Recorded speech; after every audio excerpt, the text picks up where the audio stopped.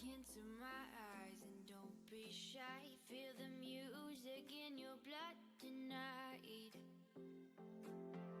Feel the rhythm in my bones. What do you say? Howdy do, everybody. Good morning, good afternoon, or good night, depending on what part of the world you're in. This is Gorgo 2005, welcoming every one of you, each and every one, to the channel today. We are going to be doing our usual Saturday shenanigans, taking a look at our three teams in order from Diamond down to my theme team, then down to my packs only team, and that's where we will start opening packs. We should have somewhere upwards of a little over 100 altogether when we add together all three of the teams, and all five of the drops that my stream will provide should have hit home by the time I order up the pack opening on my main diamond team that we're set to look at first, my Finneytown Flames, that have been in diamond now for 35 of the previous 37 seasons. So we are hoping to see some good stuff with them, and hopefully they'll be in better shape than they were last week when they were about this close to relegation. Now they're about far away from relegation, but we'll take a closer look at them later. Oh, I see. Hey, D. Dempsey, thank you so much for that info. Just said they will start coverage as soon as the first PCS tournaments announce finals, and no later than 7 p.m. Eastern. Okay. So I would start watching the official channel starting about 6:15, and try to catch up then and see if they go live then. Based on what D Dempsey is just now saying, that I would start looking at the official channel starting about 6:15 p.m. Eastern time tonight. But all that set aside, I've got a shout out I need to do, because right during my countdown timer, I had a Tier 1 subscription for several months now from Mr. W. Norris. So thank you so much for your support of the channel. And in the meantime, I think I know what you are going to be hearing next, and that's not going to be the cows. But anyway, here we go. This one's for Mr. W. Norris.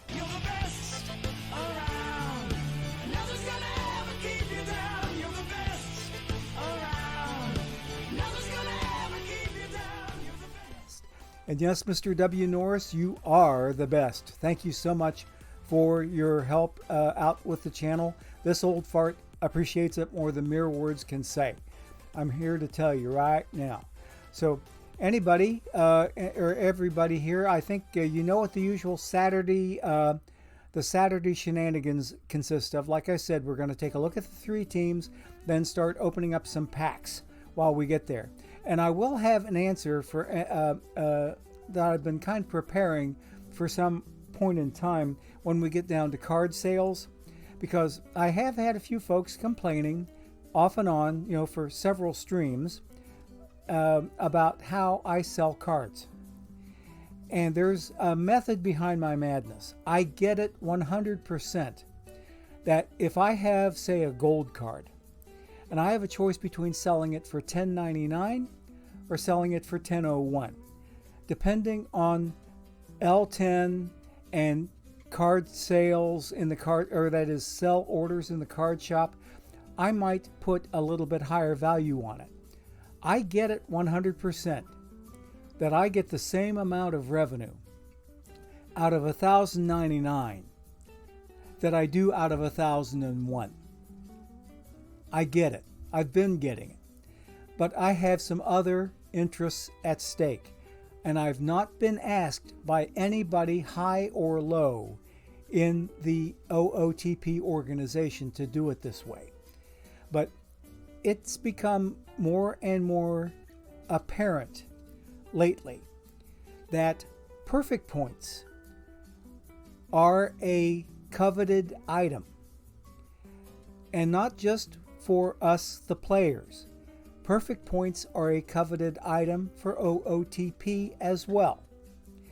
And if I happen to add a little bit of value to a sell order, always beating the best price out on the market, I always 100% beat the best price out there on the market. Okay?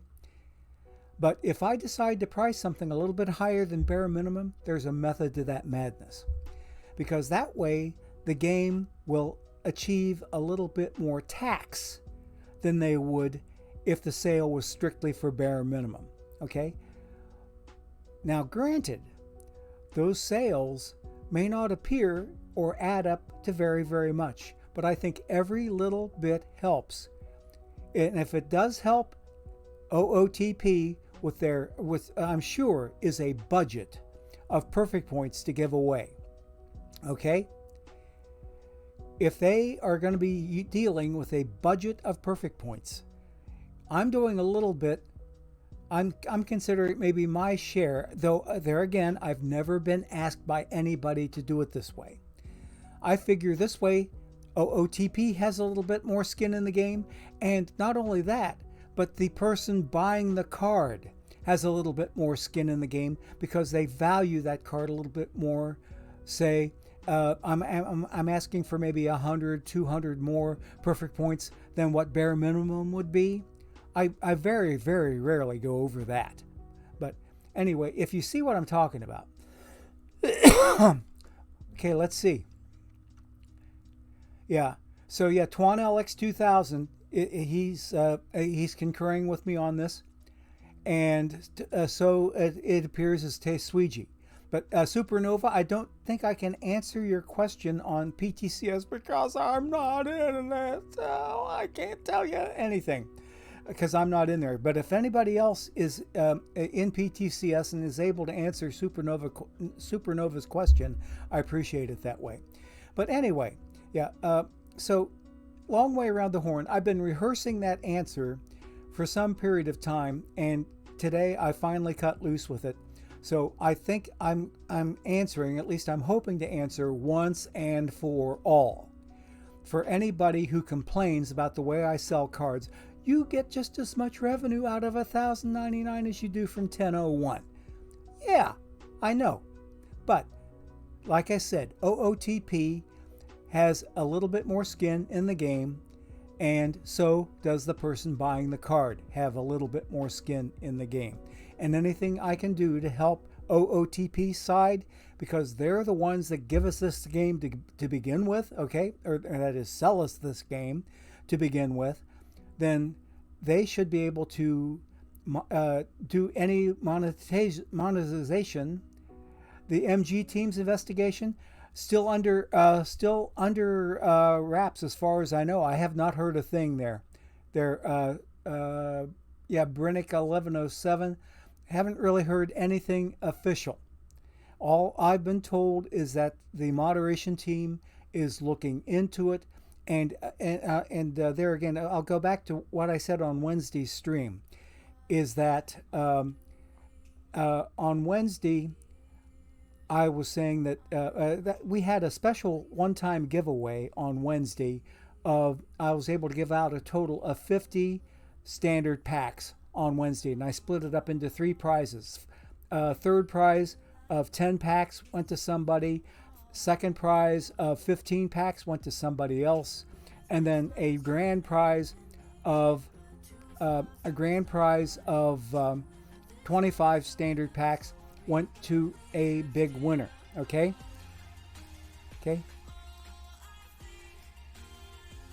Oh, I see. Yeah, Twan LX 2000 has some very good piece of advice there for Supernova. Yeah.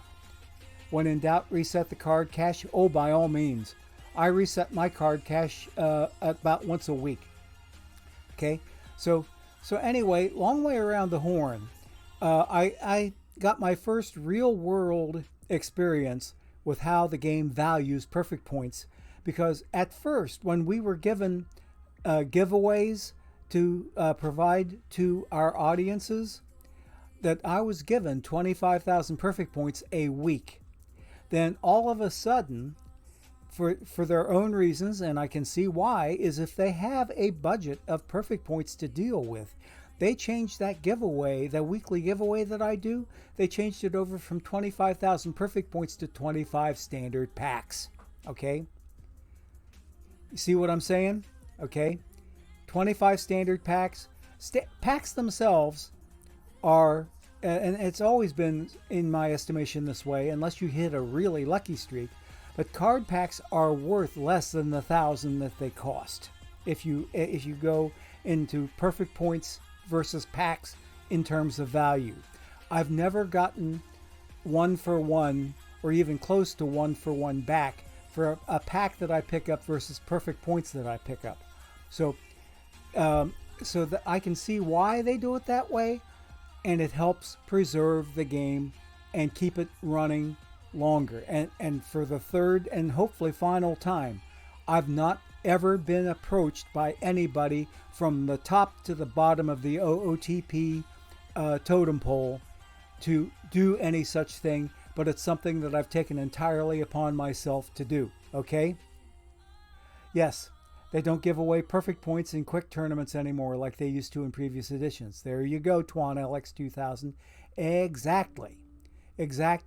So, yeah, perfect points, I'm pretty sure, and I'm pretty sure that standard packs are budgeted also, but I don't think they're valued quite as highly, say, as 1,000 perfect points, because the game, I think, knows the true value of a pack. Yeah, they will ask 1,000 perfect points to buy yourself one standard pack if you're in the business of buying packs. See, so that way they still make out ahead. So, and the whole name of the game is for them to make a profit and to be able to keep this game going for as long as they can. And I'm 100% for having Perfect Team 24 all the way to Perfect Team 99 whenever it rolls around again, even though I won't be here to enjoy it. Okay?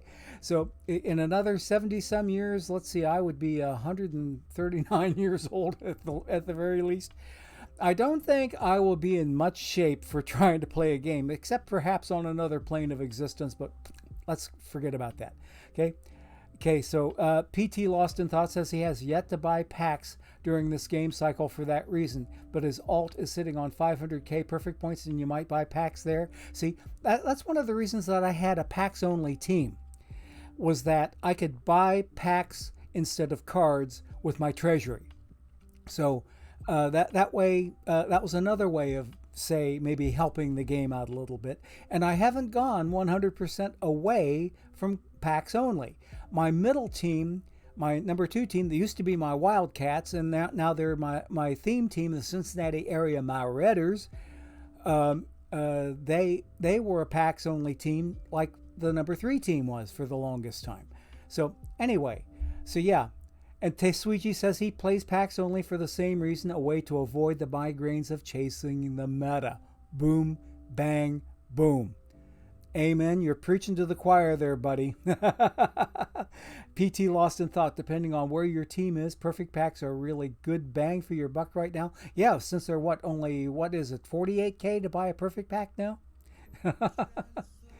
That's really a decent bargain. I mean, like, you stand a better chance, I think, of getting your money back, and if not all of your money back, at least nearly half of it back from the perfect card that you get in there. Yeah, exactly, Twan LX, you got it. Guaranteed 2k in value. So anyway, we're only, oh gosh, I missed my first ad break. I forgot to set my timer. So before we go in and take a look at the team, let's go ahead and take ad break number 1. So we will return right after this word from our sponsors. Stay tuned, please.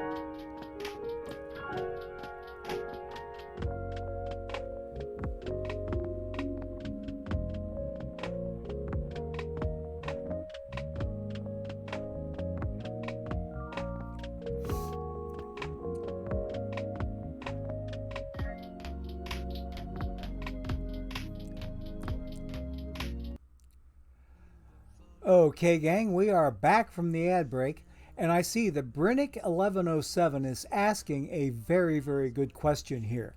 He's saying, please explain the definition of meta cards as it pertains to the game. I will get to that as soon as I give a quick shout out to PTCS1750. Thank you for your follow on the channel that came in during the ad break. Thank you oh so much. We appreciate the support. Okay, so the definition of meta cards. I think the term meta kind of goes back to the days when a fellow that I mentioned on Wednesday's stream, a fellow whose name is DRC. DRC is a streamer. I believe he's somewhere out in the Western time zone somewhere.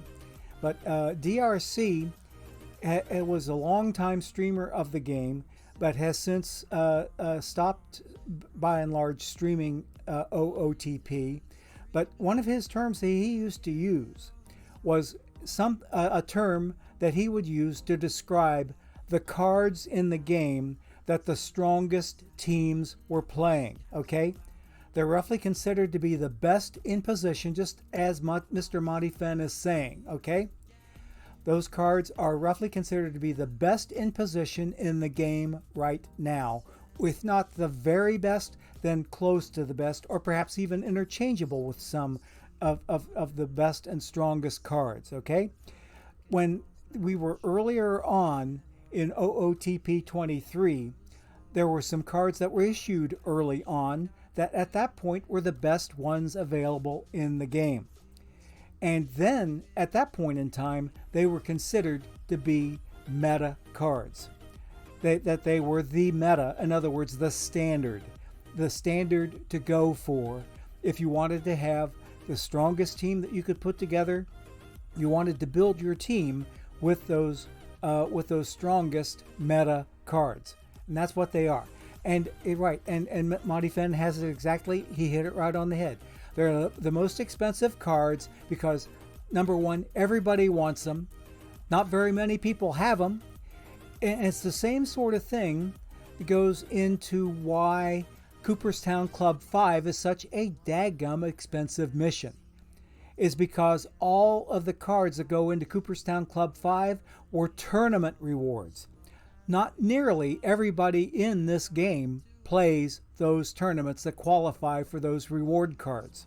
Okay, so the market is kind of monopolized by a not very large audience or market of people. So yeah, the most effective tactic available is considered meta. That's good for Rome 3S. I thought it used to be Rome 3C. Okay, yeah. But hey, happy Saturday to Jacket 1515. Good to see you. Okay, so yeah, you see what we're talking about when we talk about meta cards. But DRC used to use that term meta all the time. Somewhere interchangeable between him and another person who is still streaming today, and that would be Your Kidneys. Those two guys used to like to team up, tag team each other with their mutual streams that they would have together. But I think the term meta originated there with one or both of those two gentlemen. But that's pretty much it. Okay, so Brennick, you get the idea. Okay, you're very, very welcome anytime. Most effective tactic. So yeah, meta cards are the ones. There was a time when Cool Papa Bell was the meta center fielder. Then he got replaced as the meta center fielder by some other cards, and then the Negro League 2 missions came along, and the overall topper for the Negro League 2 missions was then, and many people still today consider him to be one of the meta center fielders, and that's Oscar Charleston, otherwise known as OC. That Oscar Charleston card is, one of my favorite sayings on here is OC is OP. That OC card is overpowered. That Oscar Charleston card is just incredibly, incredibly strong.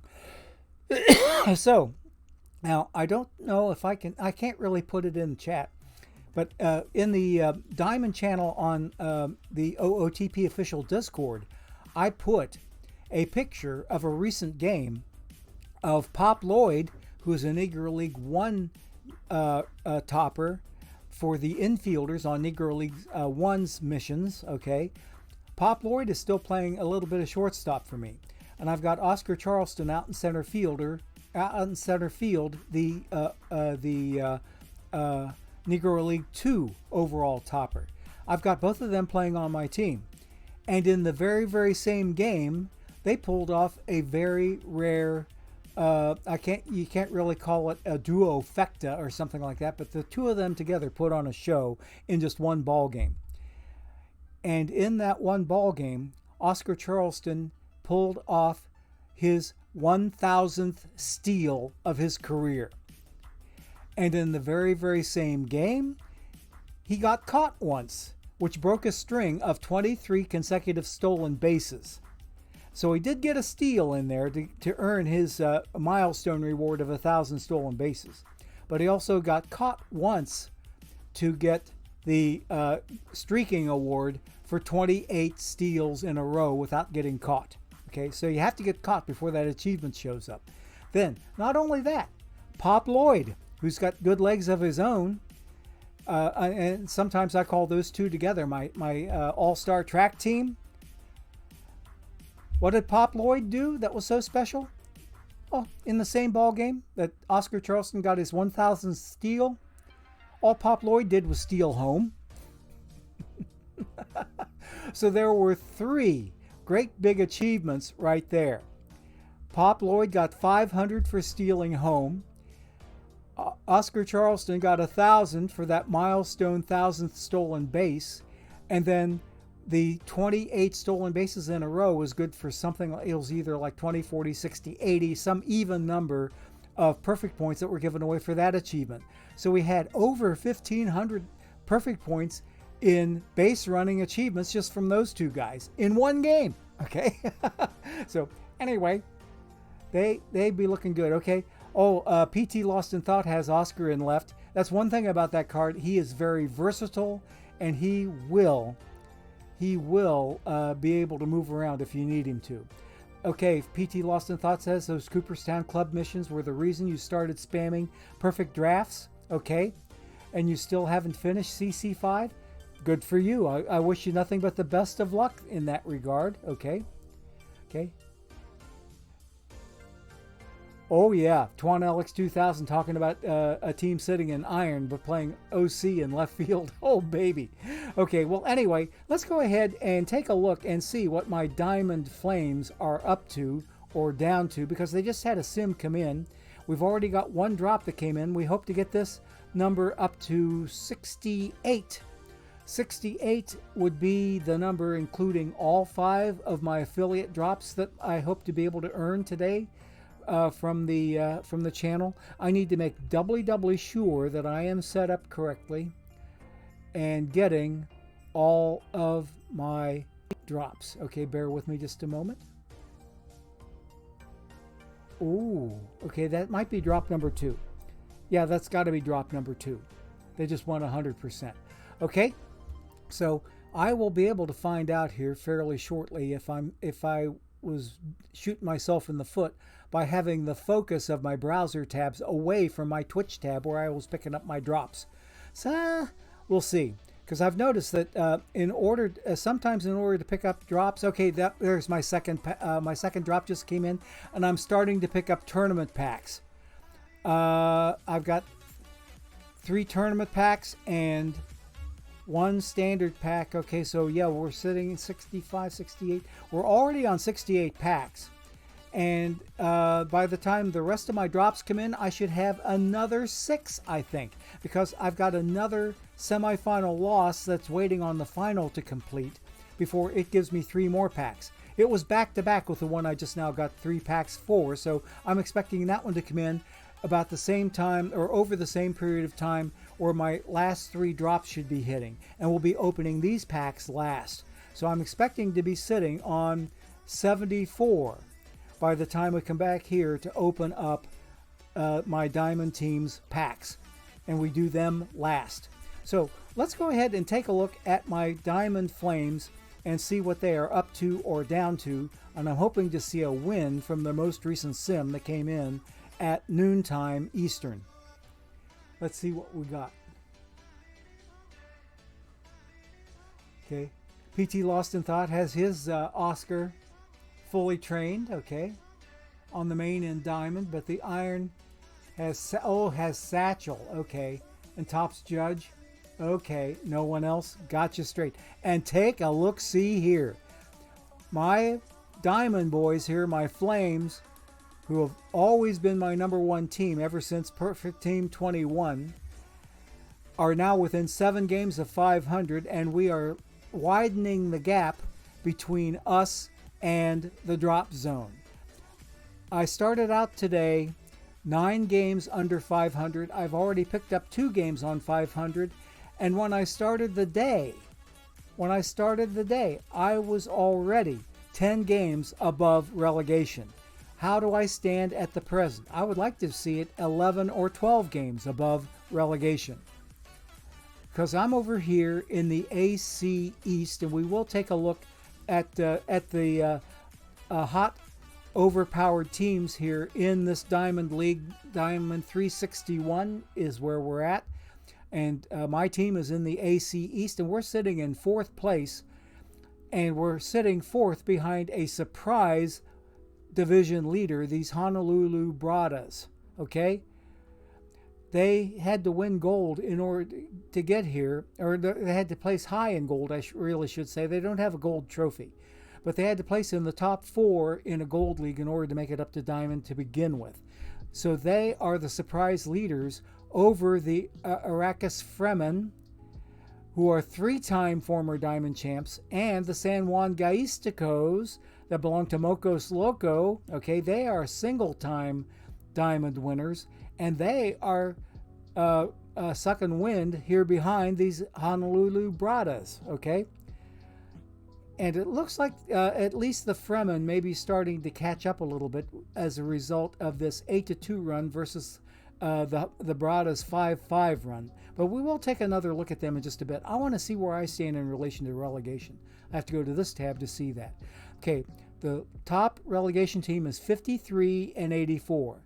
I'm sitting exactly 12 games out. So that's a very strong position for me to be in, even though I'm relatively low in the league table. I'm still 12 games above, and 1, 2, 3, 4, 5, 6 positions between me and the drop zone. So that's a fairly comfortable position to be in this late in the season, unless I have a total collapse and the people down here below me have a total hot streak or whatever. But the chances of all that happening in the same breath, between slim and none, you know what I mean? So I think I'm pretty comfortable with my positioning right now. I think I will be back in Diamond for what will have been the 36th season of the previous 38. I haven't made it to Perfect League yet, but I'm still trying to get there. And from what I understand, there are still 7 or 8 or maybe 9, maybe I think the last number I saw was 8 Perfect League championship trophies yet to give out. So over that 8-week period is when I would hope to be able to at least stay in Diamond and perhaps have a chance to make it to Perfect League, not necessarily to win a trophy up there, but at least just to make it to Perfect League during a live game cycle. And I think as long as they're giving away Perfect League championship trophies, that counts as live game cycle to me. Another indication is if and when they announce the debut of Perfect Team 24 or OTP 24, when it's going to hit the market. So anyway, we've got all that to look forward to yet, and I'm hoping to be able to have a chance to make it up to Perfect League sometime during this game cycle. So we will see. So I'm 12 games above relegation, so I will survive. We have another sim coming in. And after this sim comes in, then we'll take a look around the league. Ooh, I took it on the chin. Kingston, down here, the basement dwellers of the division, just handed me a loss. putting me instead of 6 games under 500, I'm now 8 games under 500. Ouch. So anyway, yeah, they've been kind of a thorn in my Rumpelstiltskin. How am I doing against the rest of my division? Let's see here. Team versus team. Okay, here we go. Right down here. Okay, so there's the Arrakis Fremen. I've already lost the season series against them. They got to 10 wins before I could. So even if I sweep the last 3 games that we have remaining this season, I will only be 9-10. They've already clinched the season series. The Honolulu Bradas, I have 3 more games against them. They've already clinched the season series. San Juan Gaisticos, I'm ahead of them 9-7. If I have 1 win in the remaining 3 games we have yet to play, then I will get to win that particular season series. But the Kingston Clubbers, look at, they own me. They're in the bottom of the division, but I've only won 4 of 11 games off those guys. So they are a thorn in my, let me get to the bleep button, in my ass. Right? Okay. And I managed to bleep myself to try to keep the show a little bit PC, okay? Or PG, I should say. I shouldn't say PC. That's not I don't necessarily try to be politically correct. I do try to be respectful, but I try not to be, 100% politically correct for the sake of political correctness, but I try to be respectful nonetheless. And if I go from that stance, then everything else seems to flow out of that. So enough said on that particular front. Let's go in and take a look and see what this league looks like, because it is a pretty strong little league, I'm here to tell you. As if Diamond is never strong? Ha ha ha! Here's what we are looking at here. Like I told you, the Honolulu Bradas sitting at 13 games over 500, leading everything in this division. Right now, they are set to be the number 3 seed in the conference if they maintain that lead. But look at Arrakis is coming right up on them, and you can't count out the San Juan team. They're only 4 games out. I'm pretty much, definitely out of it. 10.5 games away from the lead this late in the season. Forget it. I'm not going to do anything. Okay, PT Lost in Thought. Okay, that was the last thing, was PT Lost in Thought talking about his Oscar. Okay, so I'm not looking too good. The Kingston Clubbers in the PBE Friends group that fly under the Canadian flag. The San Juan Gaisticos flying under the Puerto Rican flag, owned by Mocos Loco. Okay, then down here, look in the Central Division. Who's leading the whole pack down here? Our good buddy Gabagoo Luigi. Okay, at 90-50, he's the top seed in the conference by 7 whole games, or really 6.5 games over the New York Mets down here, who have not won a Diamond Trophy in their past. But Gabagoo has won 2 of them. And the Phoenix Sunbirds, they've won 3 of them. And they're 6 games in back of Gabagoo. Okay? Then the Las Vegas Stacko Cakes, owned by Stacko Cakes, this is a loaded division. The top 3 teams are all former Diamond champs, and the Las Vegas Stacko Cakes in 3rd place, 22.5 games out. For a 2-time winner to be that far out of it, and they're only 5 games under 500. So yeah, they're doing better than I am. I'm 8 games under 500, and I'm in the same boat practically as the Stack of Cakes. Okay, so down here, the Tri-City Dust Devils, they're already eliminated from the playoffs, 35.5 games out, and Team Blunt, they're already eliminated from playoffs at 36 games out. So that's that division. AC West, occupied by the New York Mets, who are gold champions in their past, but they don't have a Diamond Trophy yet. But they're looking pretty strong right now with a 4-game lead in their division and 27 games over 500. And the Indiana Mets here, they have not won a Diamond Trophy, but they've won gold 3 times. The Supersonic Snot Rockets are a Diamond Trophy winner representative in the AC West. They are sitting 5 games out of the lead, as is Fun Society, who have won Diamond twice on their own. So the 2 former Diamond champs are sitting in less than enviable positions compared to these two non-diamond winning teams that sit ahead of them. So it'll be an interesting 4-team race as we go towards the end of tonight's action, which will end at 1:30 p.m. or 1:30 a.m. Eastern Time tonight, tomorrow morning, however you want to look at it. But look at this 40-game gap between 4th and 5th place. I'm ready to bet if these guys weren't laughing at themselves, they'd be crying. In fact, I'll bet they are crying. But, oh, man, it's so sad to see a team with a record like that. Almost 3-1 against you, okay? 45 and a half games out, so I really feel sorry for West Haven. But anyway, that's what the AC is looking like in Diamond 361. Okay, let's see over here in the National Conference. The Sheffield Blue Owls that belong to guess who? Luke 1111, who in OOTP goes as Andy G. He's got an Andy G22. He's got an Andy G23. He's got an Andy G24. And the 24 team is his Sheffield Blue Owls, who have won Diamond 3 times. Okay, he's leading his division by 4.5 games over the Boone Grove Swamp Crackalopes, okay, which is kind of a cool name. They have not won Diamond before, but take a look at the El Norte Tigers. They've not won Diamond either. The New York Citadels, same thing with them. The Utopia Ringfingers, they've not won Diamond either. So I think if I remember right, that perhaps over here in this entire conference, I think they have only one. I might be remembering this wrong. Sheffield's the only Diamond winner in the East. In the Central, Calvin Ball, I know, Mr. Monty Fenn, who is in chat today, he's leading his division. In fact, he's the top seed in the entire conference. Manchester Worker Bees, oh yeah, here we go. They have a Perfect League trophy in their trophy case. This division is loaded, absolutely loaded.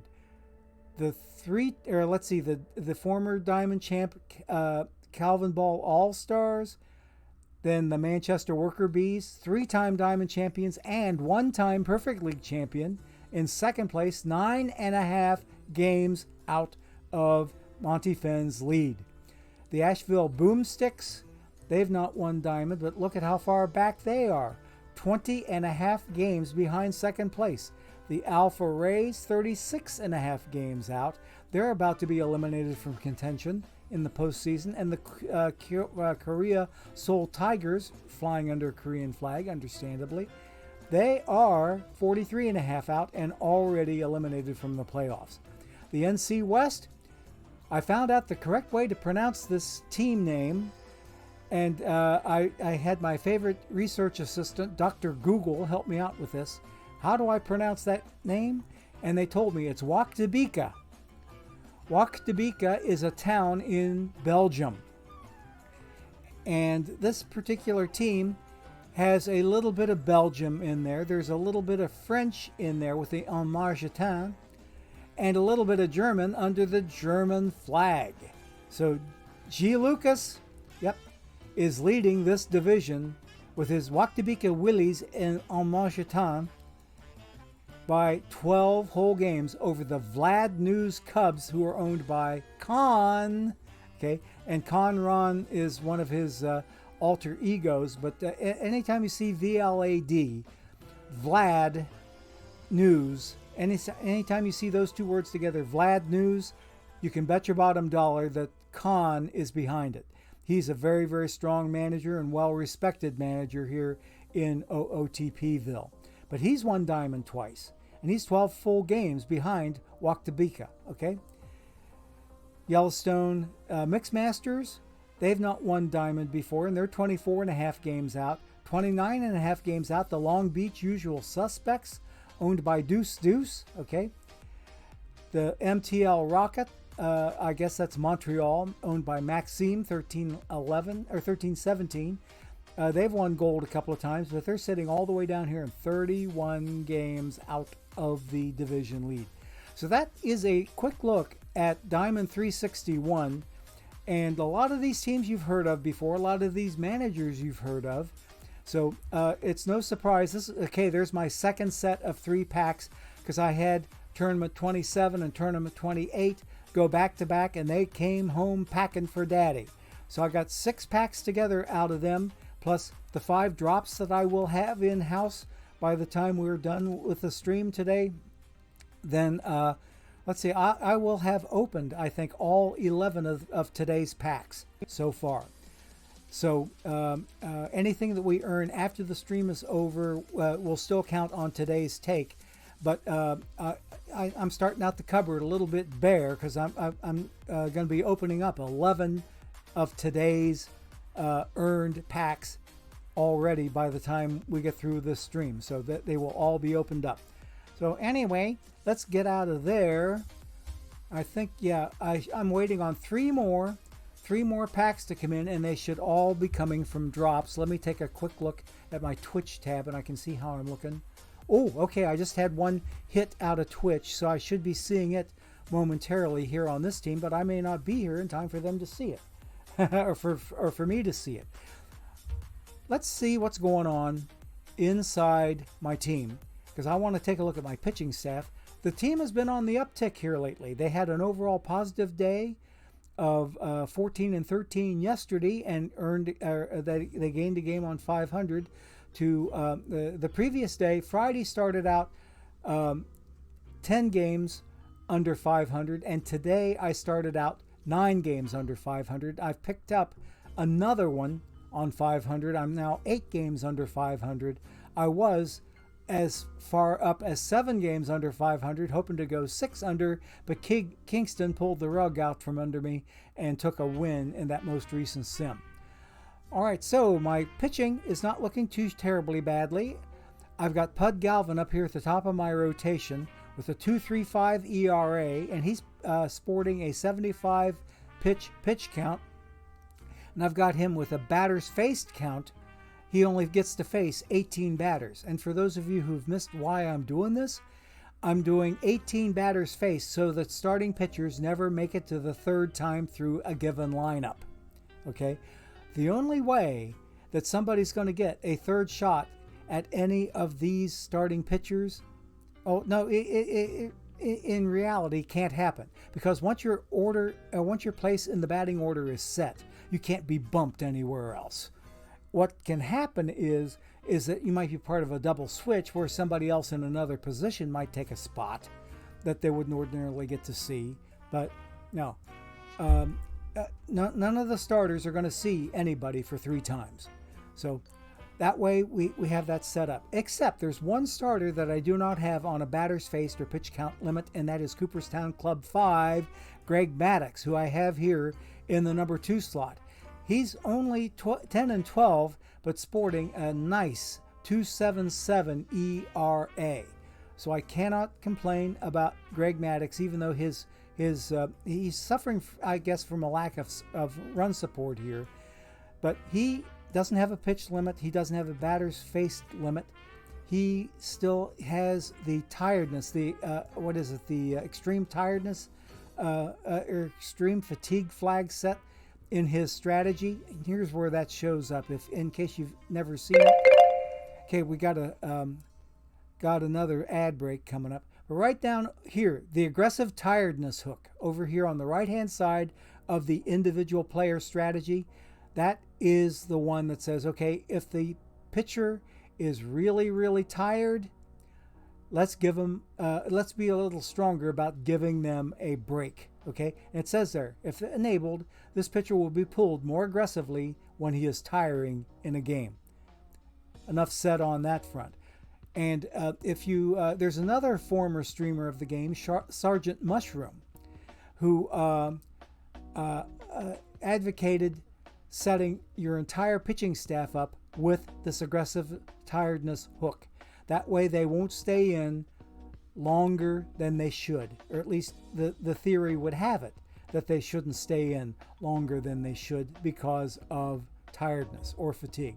So anyway, we're ready for ad break number 2. When we come back, We'll take a further look at my pitching staff and then go over to teams number 2 and number 3, take quick looks at them, and start opening us up some packs. So let's go ahead and take ad break number 2, and we are ready for this word from our sponsors. Please stay tuned.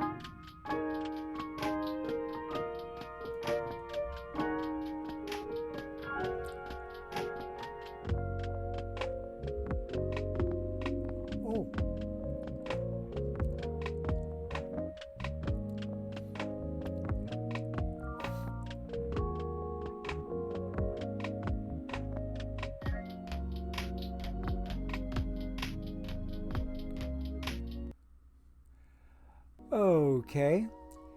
So Mr. Monty Fenn comes in and gives me the word that I was mistaken. That's not a German flag, it's a Belgian flag. And okay. So Mr. Monty Fenn is seeing if he can beat the 111 wins that he had last season.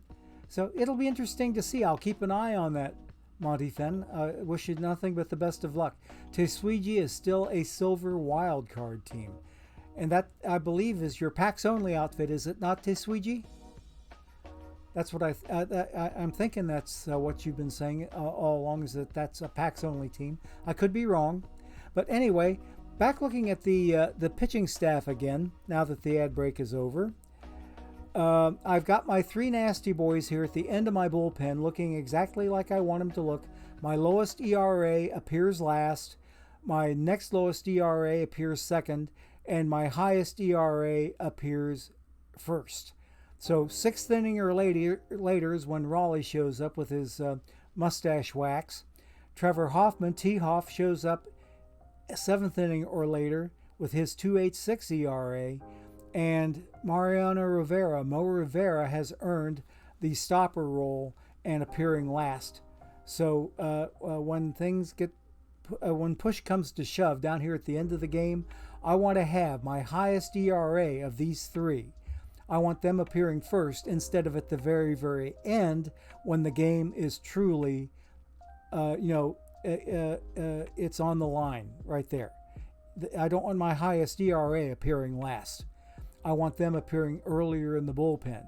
That's why I have the bullpen, the end of the bullpen, set up this way with my highest ERA just a little bit away from the last slot available. Okay. So I got me Carl Hubble coming up next to pitch. 3-7 record, 4.28 ERA, right in the middle of the pack of my starting rotation in terms of ERA. I have him on a slightly higher pitch count because his stamina picture is looking a little bit better. He's got 106 stamina. Cliff Lee only has 99 stamina. Koufax has 100 stamina, which is still a little less than 106. Pud Galvin has 110. I should have him up to 80. And speaking of that number 110, hi-oh! Because I saw it and I said it, and I didn't give out the nod to my alma mater. And for those of you who haven't heard me say it, I've said it at least a gazillion times on stream. The reason I come out with hi-oh whenever I see the number 110. I'm a proud alumnus of the Ohio University Marching 110. And part of our tradition is that whenever one encounters that number, that used to mean the number of members in the marching block. It actually was 110 at one time. In fact, it was even 100 before that. But later on, it got to be 112, but 110 was a much snappier name, let's put it that way. Because it was then known in my day, it was an all-male band back then, in 1967 through 1974, those fall seasons. The Ohio University Marching Band was all male in a Big Ten tradition, like Michigan and Ohio State were until Title IX came along and made sure that women had an equal shot at being in marching bands regardless of where in the country they were located. So Title IX signaled the end of the 110 marching men of Ohio. See what I mean?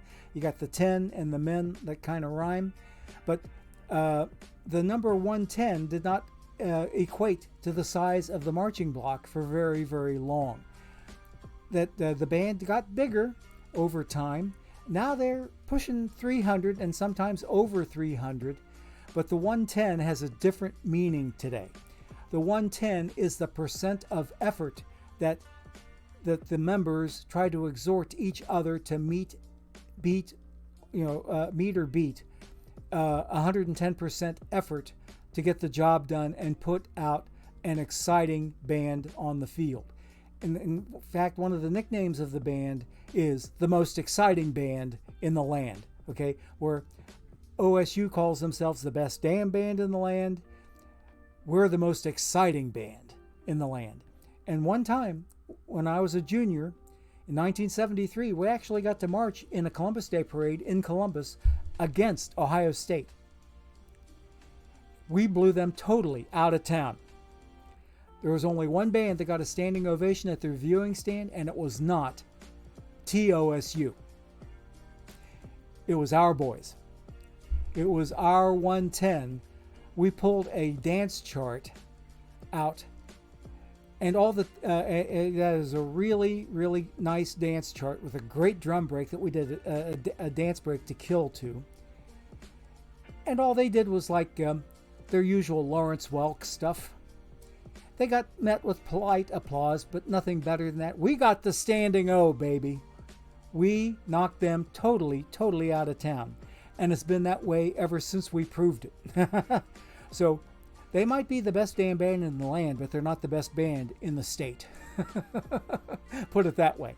So anytime a member of the Marching 110 runs into that number, 110, it's tradition for the person seeing that number to go hi-yo in homage to our alma mater. So that's what the hi-yo is all about. Okay, where up in Columbus they go O-H-I-O, O-H-I-O across different parts of the stadium, where in Athens we keep it a little bit simpler. It's just hi-yo. So we cover it that way. All right. So anyway, I have my pitching staff looking the way I wanted to, except they're looking a little bit long in the tooth as far as fatigue goes. I might need to bring in, let me see, because I've got 5 of my pitchers exhausted, 2 of them in the rotation. Holy moly. Well, I got another ace of bronze I need to spam. So Koufax sitting on 4%. Pud Galvin's sitting on 20. Oh, okay, that 18% makes a heck of a lot of difference. 18% more than Koufax, even though they're both bleeding red right here in their fatigue bar. So, yeah, Koufax. Okay, that's about what I would expect. The next one up would be Cliff Lee, then the next one up would be Mad Dog, and then Carl Hubble, who's on a cold streak. That's why the ice cube is sitting there. He's in a slump. So yeah, I don't like the way that's looking with 3 of my relievers, and it looks like 3 of the 4. I got to look at it here. 3 of the 4 are in long or middle relief. So I don't know. Maybe after the stream I'll take a look. I'm going to try to keep my relievers a little bit better rested. So I might end up benching somebody for part of the time. We'll see. But for right now, I think that's enough of a look at the team. The lineup has always been like so. I'm trying to save up for more expensive cards. I want to get some better first base cards. I'm really hoping to get my mitts on the Milestones Joey Votto card. which right now is a little bit out of my reach. I only have 80K going on 81 in my treasury, but I'd like to be able to have the ability to bring... Oh, wait a minute, I take that back. This team already has Votto, but I'm waiting on Tomei and or Gehrig to fail, and they're not really doing it just yet. Gehrig is looking the worst that he's looked in quite a while at 239, but Tomei at 244. Neither one of these guys are hitting under the interstate. I did give my Joey Votto card, my Milestones card, a chance, and I'm going to bring him back to see if he can prove himself better. But the first tryout that I gave him, he didn't do too well. Okay. Okay, I need to catch up with chat. I'm missing too much stuff. Okay, hang on a second here. Monty's been in Perfect League a few times this cycle. Yes, yes. And yeah, Testuigi says he only runs packs only in themes. Got it. And just once, but it was a 5-season run. Got it. Okay. Alrighty. Okay. Is it worth removing the 18 batters face setting for any of the starting pitchers doing well? Okay. I've thought about that, Hughes man, but it's still an experiment in progress. Because if you noticed, I had no pitch count or batters face limits on Mad Dog. And the performance seems to have been similar, whether you have the batter's face turned on or turned off. But that does raise a point. I don't know if I want to mess with what so far has been a positive thing, but if I take Pud Galvin and remove his pitch count and batters faced, let's see what happens here. Okay, now up here, take this away. Now I have to go to his strategy page to take away the batter's face limits. There we go. Make sure that's a 0. And then I got to submit it because we only have a minute left till the next sim. Okay. There we are. So all the changes that I made are there intact. We'll give it a try for maybe this coming up trip in the rotation for Pud and see if it does anything to help the team. But if it doesn't, those pitch counts and batter's face limits are going right back because I don't want to risk getting knocked down to gold, even the slim chance that it currently is. So anyway, let's jump out because I've got another tournament I need to spam, another Ace of Bronze. And there they are, 58. Okay. So we need to get out of here, get totally the heck out of here, and go visit the theme team and see what they're up to. Team number 2 is my theme team. Oops, hang on a second. There we are.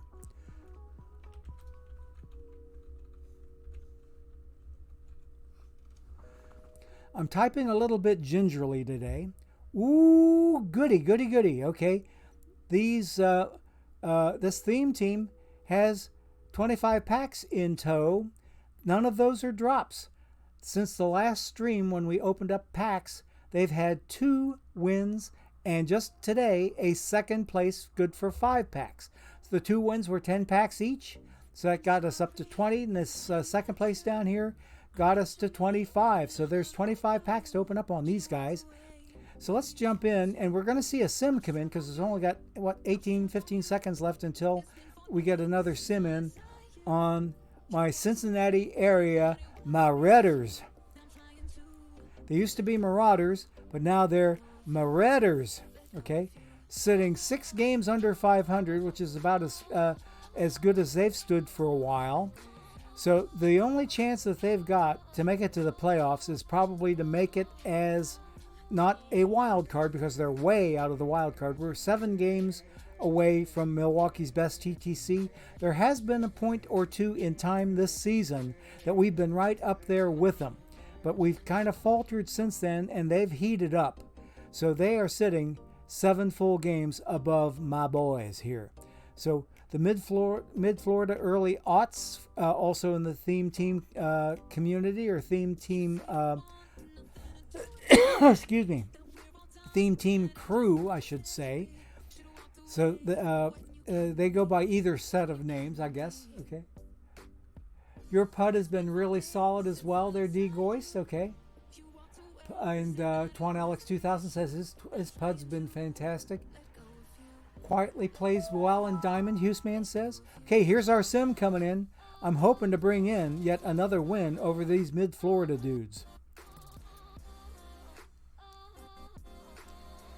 Come on, my Redders. And yeah, we pulled in another win. And we didn't gain anything on Milwaukee's best, but hey, nice little walk-off there. Johnny Bench, JB, my 100 JB. Yes. From 1974, let's go. So yeah, the theme team is looking fairly good. We're well above relegation. Only second in our division, but we're not picking up any ground, even though now we're only 5 games under 500. But here's what the theme team looks like. We have people on our team that fit one of 3 criteria. They, number one, had to have had a major league affiliation with Cincinnati. Number 2, they had to have been from the area. There is 8-county area in and around Cincinnati that a person would have had to have been born or raised in order to qualify for this theme team. And then another one is if they played college ball here in the metro area. Okay, Sandy Koufax is on my team because he played college ball at the University of Cincinnati. Jim Bunning qualifies on 2 fronts. He was born in Southgate, Kentucky, which is one of the 3 northern Kentucky counties that make up the Cincinnati metro area. So he qualified on that front, but he also played his college ball at Xavier University right here in Cincinnati, which was the alma mater of one of my daughters. Okay, so Jim Bunning is on the team. Sandy Koufax is on the team. What in the Dickens, you might ask, is Wade Hoyt doing on the team? He was the Reds' radio voice for quite a number of years. So he qualifies for that major league affiliation with the Cincinnati Reds. I'm hoping to be able to pick up his perfect card. He's got a perfect card sitting out there. Another perfect I want to get my mitts on, that right now I'm playing a lower card, is this Diamond Jose Rijo from the Dominican Republic, the 1990 World Series MVP. He won 2 pitching appearances in the 1990 World Series, which is the last year that Cincinnati won it all. And coincidentally, it's the first year that I moved here. So you can look at that as being one of 2 things. I was either great luck that allowed them to win that one year, or I've been lousy luck to allow them not to have won since. But anyway, Jose Rijo, I'm looking for, to maybe get my mitts on his perfect card if I can. Okay. So yeah, I took a quick look at chat. Nothing new there. Joe Nuxhall grew up in the area. He was born up in Hamilton, Ohio, which is Butler County, next county north of here.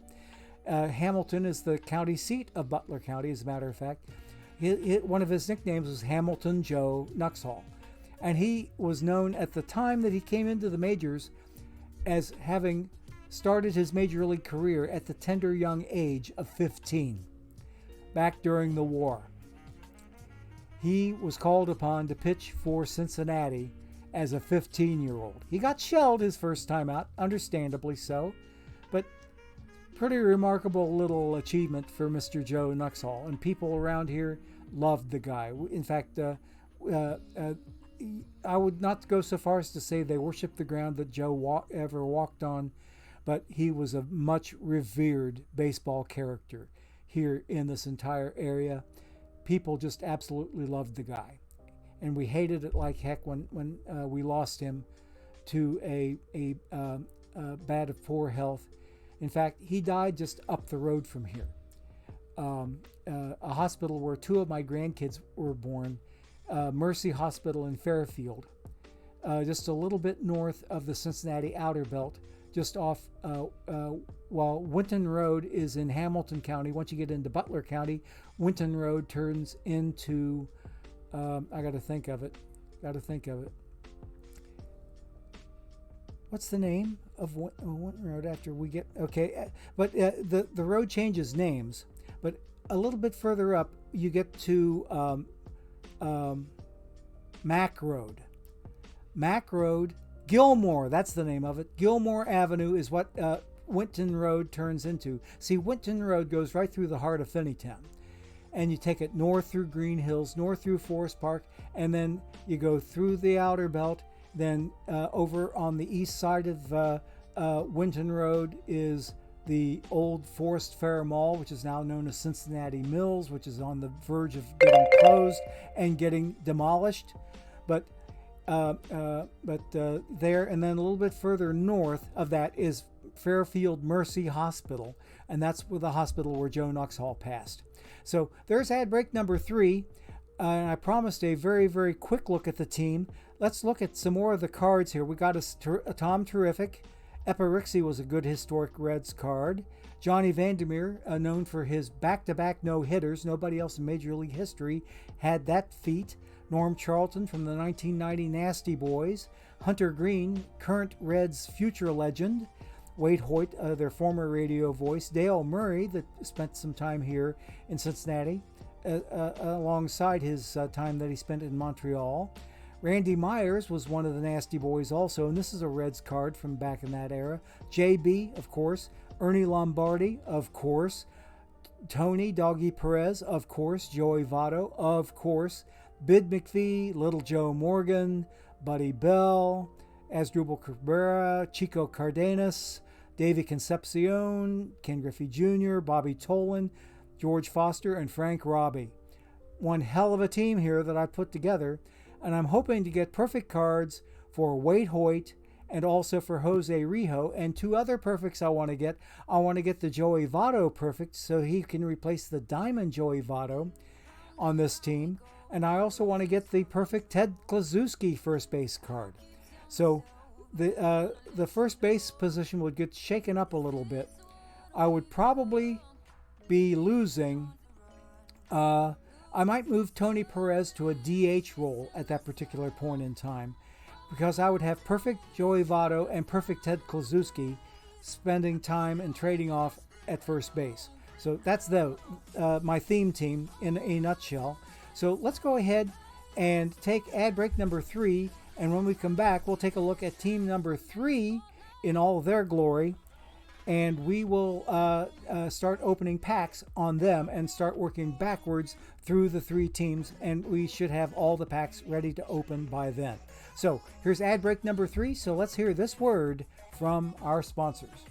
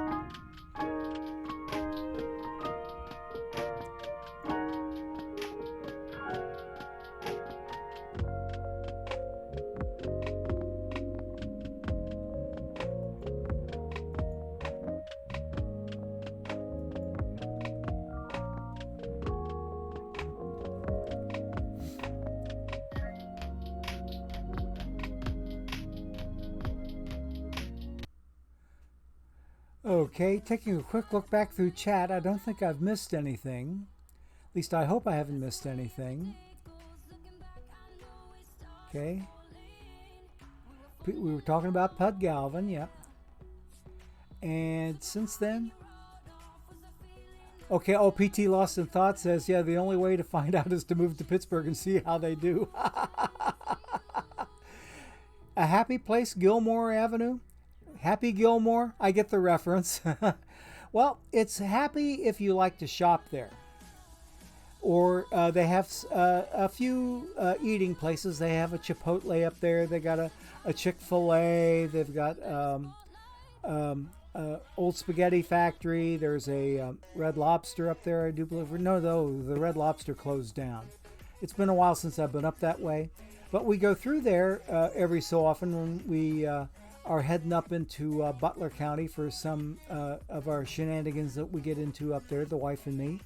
So yeah, we pass through there, but like if we go to IKEA, instead of going up I-75 and getting off at the Union Center Boulevard exit and then coming down Mulhauser Road to get to the IKEA store, I like to go straight up Winton Road and then make a right onto Mac Road there, right in front of Mercy Hospital where Joe Nuxhall passed away. Because when you get to State Route 4, which is Dixie Highway in Fairfield, and you get to the other side of Dixie Highway, Mac Road ceases to exist and it becomes Mulhauser Road. Mulhauser Road is where our local IKEA is located, and that's the way we like to get there. Instead of going up on the interstate, we like to take the back way to get there. It's a little bit more relaxed and not so frenetic. So yeah, we get to IKEA that place. But Happy Gilmore, I like it. I like it. The only way to find out is to move to Pittsburgh and see how they do. Well, we'll find out. We will find out someday. There will be a Pittsburgh themed team. If there isn't already, there will be soon. I'm fairly certain of that. But anyway, we just took a loss to a really poorly recorded this Royal Live team. I mean, like, gosh, Rooney's guys, 8-2. Well, we are visiting them in their park, so they may have some home team advantage going on there with their ballpark factors, that sort of thing. But that's what's going on with my Wildcats. We are sitting, but look at this. We are leading our division by it was a little bit higher when the day started. It's shrunken down to a game and a half. And the Jesting Shrimps are trying to be thorns in our rumps. And we get to play them next in our park. But they're running a really hot pitcher in Mr. Mark Pryor. Who am I going to be running on my pitching staff? I am going to be running Nolan Ryan, who at 3.27 is not doing too badly. 13-9 on his record and 3.27 on the ERA. That 3.27 is the best ERA on my pitching staff. So we're hoping to make some distance between us. In fact, he is not just Nolan Ryan, and I'm channeling DRC when I tell you this. He's not just Nolan Ryan, but he's fire Nolan Ryan.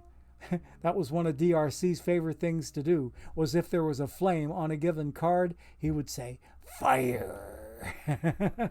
So that Nolan Ryan card is who I have pitching next, so I'd rather have that card pitching for me than anybody else in my rotation. So I'm going up against a pretty decent Mark Pryor card that's having a good season of his own, but I'm hoping to be able to pull that out and try to make a little distance between me and those guys, because they are right down my neck. Here, only a game and a half out. The Jesting Shrimps, owned by, let's see here, Jesting Shrimpy. So anyway, there they are. And the Wildcats are a nod to the Finneytown High School Wildcats, whose colors are red and blue. I could not get a red and blue F for Finneytown, but I found a W for Wildcats, and that serves the purpose on this team. So anyway, this is a PAX-only outfit, and they are very dependent on what they have going for them. Every player that I've got here has either been drawn out of a pack, with my most recent decent draw being Dave LaRoche right here.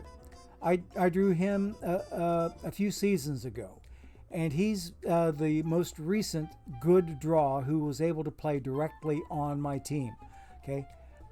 Everybody else has either been earned through a mission reward that was made possible by cards that were achieved from packs, or a tournament reward like Chicken Wolf down here. He was a perfect league or perfect draft tournament reward that I got. That I got lucky and placed in like the top 4 or whatever. He was one of the higher prizes in that particular perfect draft. So I've got him playing out in right field. That high gold card plays more like a mid diamond. So he definitely belongs here. Take a look how well decorated my Chicken Wolf card is. Look at all those trophies he's got in his individual trophy case. And this is on a PAX only team. So I can't complain about that. And it does say tournament edition on his card. So we are just about ready to start opening packs. So we have, well, we're going to have over 100 packs, probably closer to 110 or maybe even more. So let's go ahead and get started with opening packs, shall we? Here we go.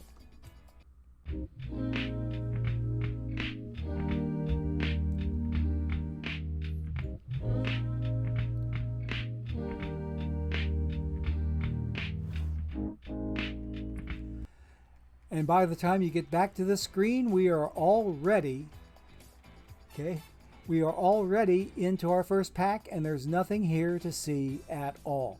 That historic iron up there is a duplicate, so we've seen him before, already gave him a shot. Can we please have some nice cards? And I think I may have answered my own question. The Reds' last World Series winning manager, Sweet Lou Piniella, from the 1990 team, but this card is from his playing days with the Kansas City Royals, and it's a silver historic, but it's not a duplicate, so I cannot sell it.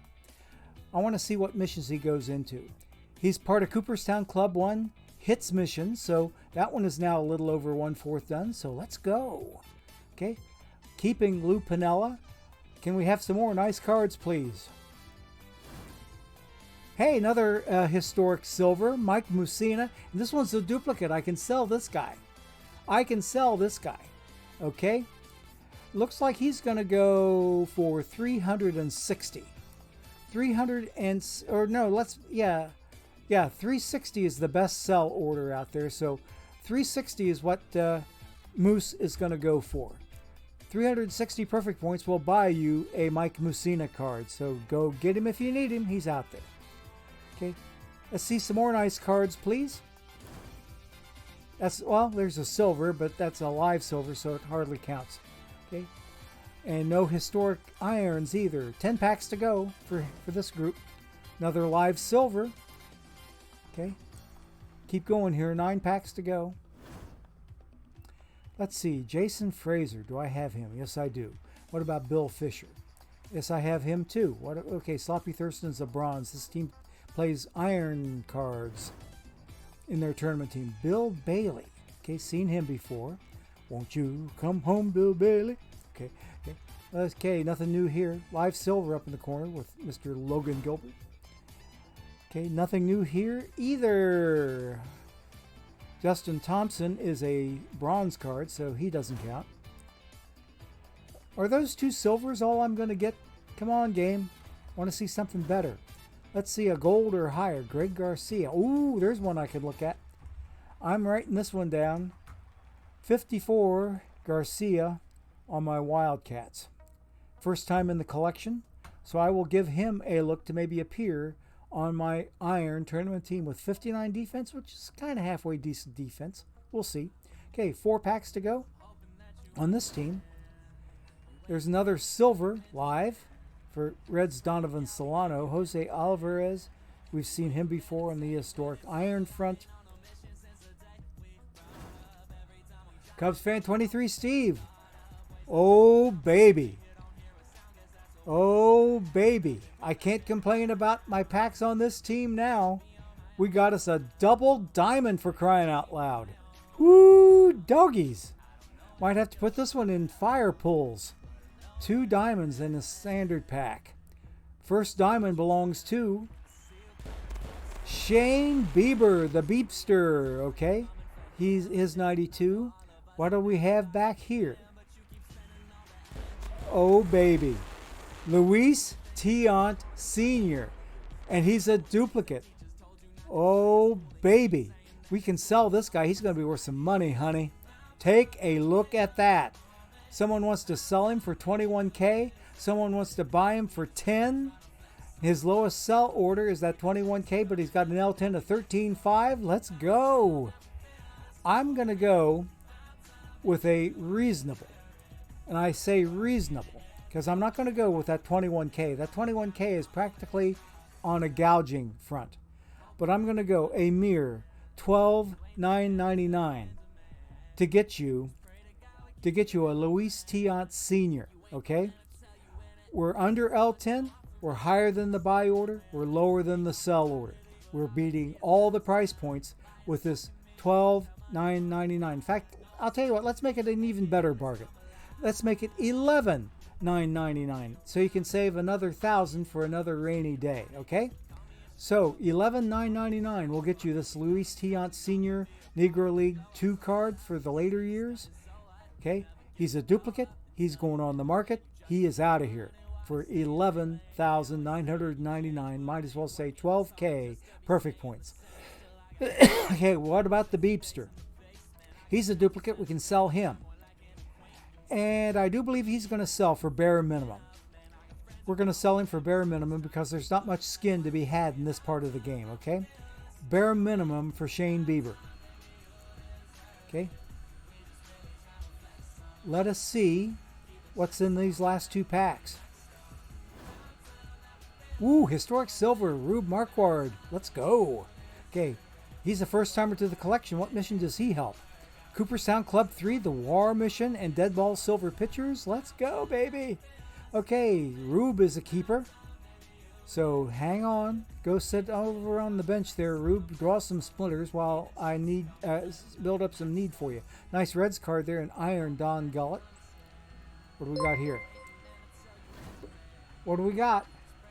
Brand new follow from... Oh, Mitchia Pet. Okay. Mitchia Pet, thank you so much for your follow on the channel. We greatly appreciate it. Okay? I've seen you on some of the other channels, okay? But I appreciate you being here. I think we should be now up to 847 followers on the channel. We appreciate every single one of you being here. I was up to 849 at one point in time, but somehow or other I've been losing a few. But anyway, long way around the horn. We're starting back up towards 850 again, and we're glad for each and every one of you that helps get that count up. Okay, Todd Stottlemyre is a keeper. What mission does he help? Not in a mission yet, but take a look at the value on that card. This card is worth a small fortune for a silver card. Okay, not as cheap as that other, or not as expensive as that last one we saw that was drawing 5 figures that we put up for 12K. So let's get this card back in the collection. Don't put a sell on it by accident. We are ready now to take a look at some missions and see if I made any progress. On this team anyway. No missions here, but let's take a look at completion percentage descending. No missions got done.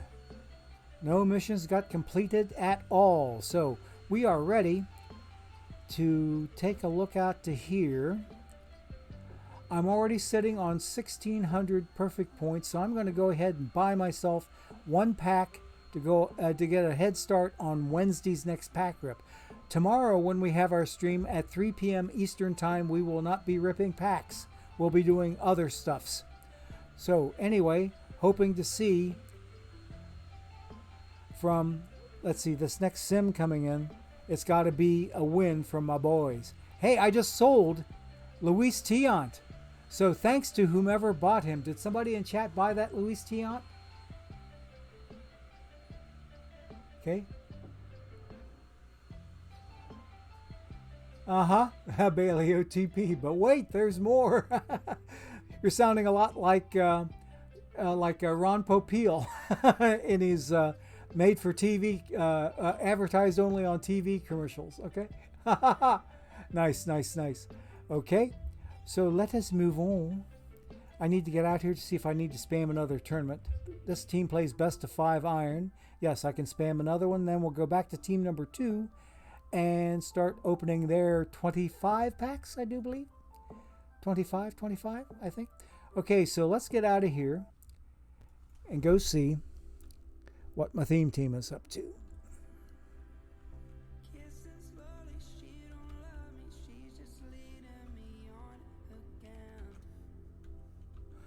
Yep, I'm typing very, very gingerly with my ring finger on my left hand.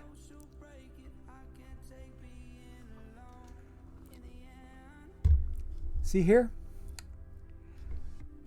I did a number on my ring finger yesterday while I was slicing up supper. I mentioned it in yesterday's stream. I almost sliced my fingertip off. That thing bled like a stuck hog for hours. It took. I was trying to hold off having to go to an urgent care or something and get it stitched up. I was able to stanch it, get it to stop. Finally, I think it was right around 2 or 3 hours later, I finally got it to go down to a trickle, and I continued to hold it by hand and not to press it too much, because I think the pressure was helping make things a little bit tenuous on trying to get the stuff to clot up and stop the bleeding inside the cut. But it was a pretty nasty little cut for my ring finger. And I've got to ring bells tomorrow with this hand. And this is my most important hand. The note that I play in this hand starts a piece that we play, and it ends the same piece. It's the first note and the very last note, with a bunch of other occurrences in the middle. So this hand has to be in prime shape for tomorrow morning. Okay, so we have us 25 packs to open up on these guys, hoping to find some really good value in these 25 packs that we can use to go towards purchasing some more cards for this theme team. Because like I said, I'm hoping to get some more perfects. I want to get Wade Hoyt's perfect. I want to get Joey Votto's perfect. I want to get Ted Kluszewski's perfect. We already have Jim Bunning's perfect in here. There may be, and the perfect Jose Rijo, forgot about him. That's another perfect we want to go for. So we'll see. Because he I believe the Jose Rijo perfect is a tournament reward. So he's really high in demand right now. So he's going to be difficult to get my mitts on. So he's maybe, well, hard to say, last on my list unless somebody's willing to make me a deal. I don't know. So we'll have to wait and see what the future brings for us, okay? 25 packs to open up on this outfit. Let's go. Hoping for some decent luck out of these.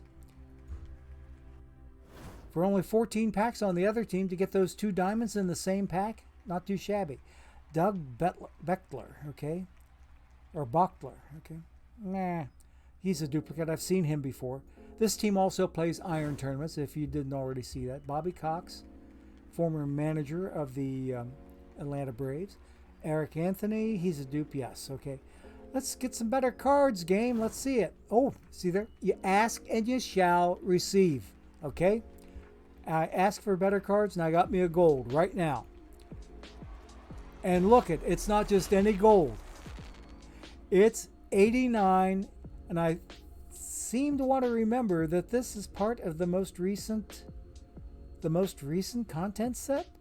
Is it? Is this card one that only came out on Thursday night? I'm thinking that it is. That Derek Lee card has not been out very long, I don't think. What mission does he help? 300, 400, 500 seasons, 30% complete. Let's go. So we keep that card. That's a definite keeper. Okay. I'd almost have to go back and take a look at the slides in the OOTP Discord. And I'm not going to take the time to do it because we have a bunch of packs to open up. Next pack. Sounds like my wife is doing some mixing out there, which will be interesting to see what it's for. What about Aaron Small? Okay, he's a dupe. We've seen him. Okay. I hear my wife running the mixer. Luke Sewell. Okay, he's a first timer. I'll put him down for my Reds theme team to play tournament ball, maybe. Okay, he's written down. Okay, what's going on here? Nothing here. Let's keep going. We only have 8.5 minutes till our next ad break, last one of the day. Another gold pack, or gold card. What is it? Live Taylor Ward. Okay, good. Let's see. Is he a dupe? Yes, he is. Let's get rid of him. That's not the mixer. It's the vacuum sweeper. 1,060. I think he's going to go for bare minimum. Taylor Ward for bare minimum. He is now on the market. Low L10, low sell orders. So I'm not looking to give the game any equity in tax money on that. Nothing new here. It's only when the prices on the buy side are a little bit higher, I should say, really on the sell side. If the prices on the sell side are a little bit higher than bare minimum, then I bump it up a little bit and give the game back a little bit of a premium. This is an excellent golf pack. Take a look at this. 11 under, 17 under. So that's 28 under. Plus 13 is 41 under. Plus 20 is 61 under. Plus 12 is 73 under par for this golf pack. That's maybe the best golf pack I've got in the entire game. Oh, wait a minute. Not 71. Goes back to 70 because he's one over par. So yeah, 70 under par for this golf pack. Woo, baby. Okay. Because what you do is you count how many points it is under 60. 60 is considered par. This is 12 under, 20 under, that's 32. 13 under is 45. 17 under is 62. 11 under is, oh wait, I've lost count already. 12 and 20 is 32, plus 13 is 45, plus 17 is 62, plus 11, okay, 73, 72 under par. Okay, I miscounted the first time. 72 under par is what this pack is. And I know that that's the best golf pack I've seen all game cycle. Okay. Okay, nothing here. Okay, keep going.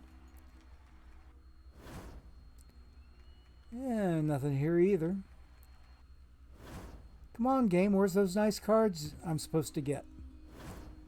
I'm not seeing those nice cards, game. Come on. Okay, I'm going to put a spell on you. A, B, C, D, E, F, G. Is that enough of a spell? Next pack. Didn't work. I did get a live silver out of it, but that's about it. No incantations can bring me good pack luck right now. And I'm getting lousy stuff.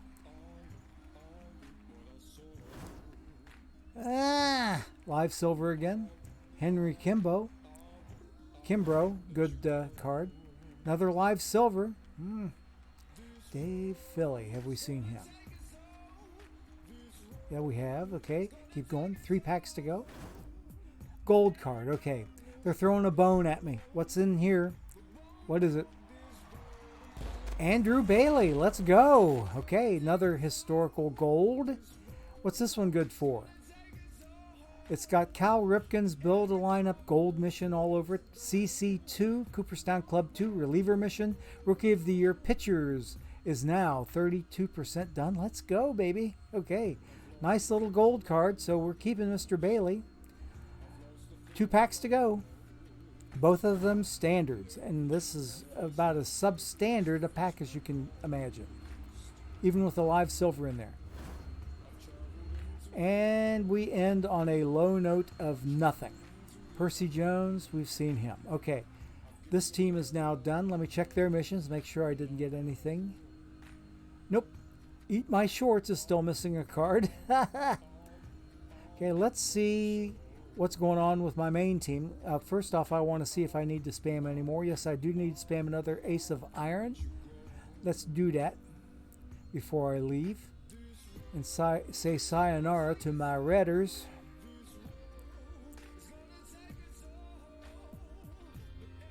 Nothing new in chat. Okay, we are ready to say bye-bye here. Oops, let's try typing it right, buddy. I see what's wrong. I'm shifted over to the right.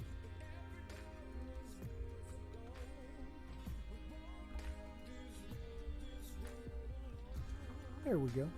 Whoops.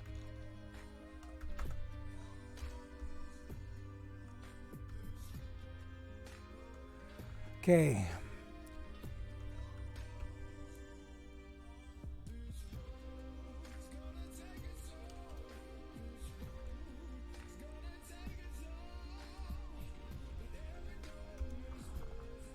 Okay, there we are. Looking good, looking good. Brand new follow from Noodles Caboodle. Thank you so much for your follow on the channel. You should be follower number 848. Thank you for your support of the channel. This old fart appreciates you. Okay, let's see. We have another ace of bronze I need to spam, so let's do that. And now we can get in here where we can open up some packs. Remember, I said my magic number was 77. That's the number I'm sitting on. So we have 77 packs to open up in the next 25 minutes, including our last ad break. And I'm getting ready to play a crucial game, and I have won over Team Blunt. Okay, we are back to 6 games under 500. Nice, nice, nice. We're getting a little bit closer. We're out of double digits away from the division lead. Let's go, baby. Let's see where I stand in terms of relegation here. It looks like 12 and a half games. I have 12 full games in the win column and 13 games in the loss column, which accounts for an extra half game because of the extra game there. So I'm 12 and a half games above the drop zone. I'm feeling very comfortable in thinking I will survive this season and get to come back for the 35th time in the last 37 seasons. I can double check on that number if you bear with me just a moment before we get to opening those packs. I want to do me some Quickie math here. Okay, 2024. We're in 61 now, so we are in the 37th season since I first made it up to Diamond, and only 2 of those seasons. So I am right now in my 35th season out of the last 37. 35 of the last 37 seasons I have been in Diamond, and I will make it come Monday 36 out of 38. Not too shabby. I like it. I love it. I want some more of it. Whatever. Forget I did that. That was lame. Okay, we need to get us out here so we can start opening some packs. We have 77 of them to go, and I think at least 10 of them, if not more, are silver packs. So let's go, baby. Let's get to opening them up, and nothing here. Now there's another golf pack. 12, 13, and 12 is 25, and 9 is 34. Or no, 19 is 44. And 18 is 62, and 3 is 65, minus 3 is 62. So this one's only 62 under par. Okay, take a break here in the pack opening action. We'll take our final ad break of the day and come back raring to go and zip through these 76 packs and get you off to go raid Tesuiji at as close to 2 o'clock as we can do it. Okay? Hang on a moment. Here's our final ad break of the day. This word from our sponsors. Stay tuned, please.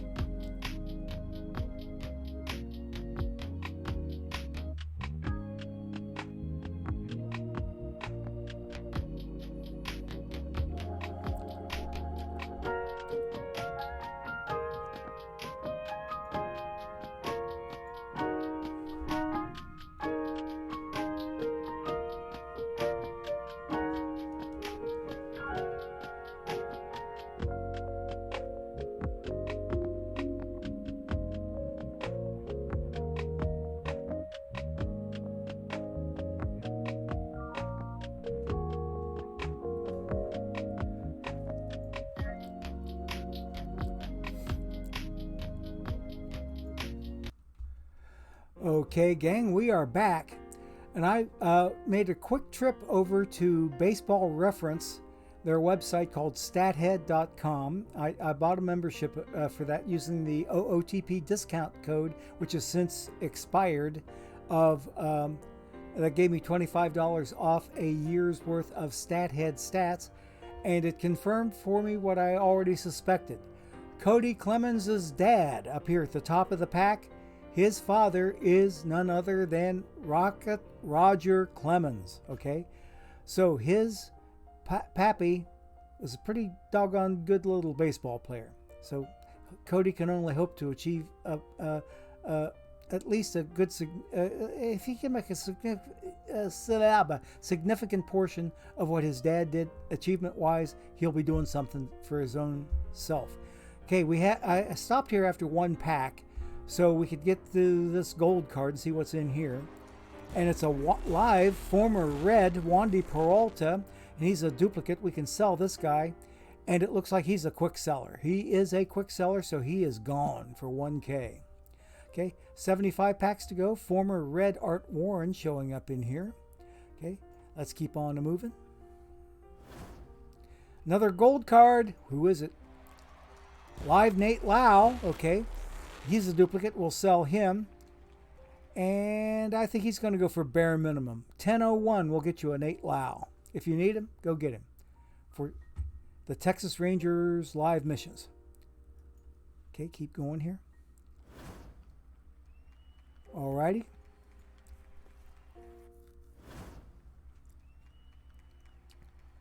Another nice golf pack, but I'm not going to take the time to calculate it. Anytime you have a single bronze and 5 irons, that's a golf pack. Okay, nothing new here. What about, okay, I don't do iron cards. I'm looking for historic bronzes that can help me out. I can't look for any more Plat 4 Bobs in here because they died on Thursday night. They no longer appear in packs.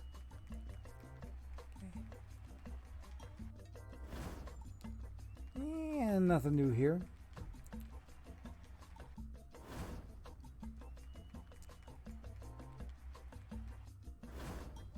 Oh, looks like Brinnick 1107 got that card. Nice, nice, nice, nice, nice.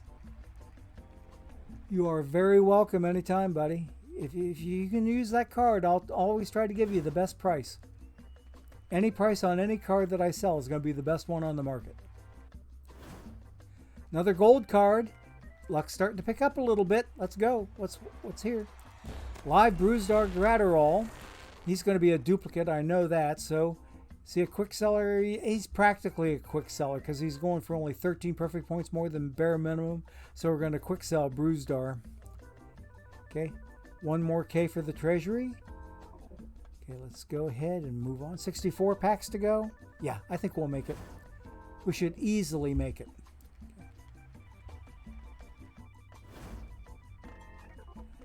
Another golf pack. Not too good though because 4 of them are in the 50s. Gold card belonging to Woo Baby, Randy Wynn. I think we're getting into another card that looks an awful lot like it came out on Thursday night. I'm pretty sure it did. Or wait a minute, maybe not. It's a dupe. But I can sell it in any event. Goes into Wade Boggs' build a lineup gold mission. No, that's not a brand new card. It's an old card. I have my all of my perfect cards on build a lineup, so this card has been around for a while. And between the two numbers, I think I like 1199. And here again, I've got a little bit of a cushion here that I can add a little bit to bare minimum to get OOTP some skin in the game and also give whoever buys this card some skin in the game. Okay, so here we go. They are now, or that card is now up for sale. Okay, let's keep going. 61 packs to go.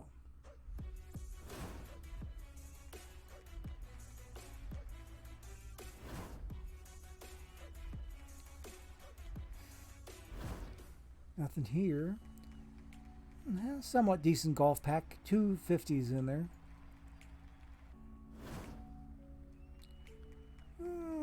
Nah. Not really. Doesn't make it.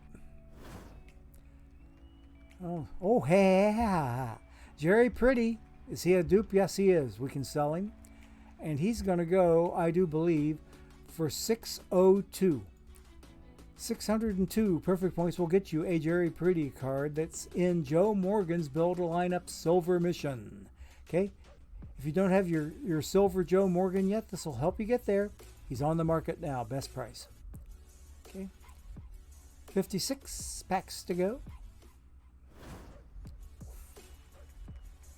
Diamond card. This is the first diamond that we've seen since that dual diamond we had 2 teams ago. Okay, what's behind the diamond curtain? Something nice, I hope. Whoa, baby. Whoa, baby. Not only a Topps Bunt card, but a Topps Bunt Reds card. I like it. I love it. I want some more of it. Diamond Alexis Diaz. Let's frickin' go. Woo. What's the value on this guy? Oh, only 21K. I've already got my Topps Bunt code, so I don't need to redeem this card for that. If I keep him, though, hoping to someday pull in a second Reds Topps Bunt card so I can get the top-rated red, I might be keeping this guy, even though he's worth a mint. I might be keeping this guy. In fact, the more I think about it, the more I like the idea of keeping him, so that it puts me on the way. I'm halfway to getting the penultimate Topps Bunt Cincinnati Red. I love it. Okay, 55 packs to go. Nothing here. Or here. Come on, game. Need to see some nice cards. See there. Ask and you shall receive. The gold card belongs to former Red La Piedra, Luis Castillo, now with the Seattle Mariners. And he's a dupe, so we can sell him. He's going to go... The L10's a little bit up there, but the sell orders are a little underwhelming. So I'm going to go bare minimum to get you your own La Piedra card. For Luis Castillo, he is on the market right now for $10.01. Go get him. Okay? Okay, now we got us an historic silver back here to check out with Mr. Vic Rashi. And what mission is he in? He's in Cooperstown Club 1, the War mission, and the Complete Games mission, which both of which I have complete. But he is a duplicate. We can sell him, so we're going to sell him for $279.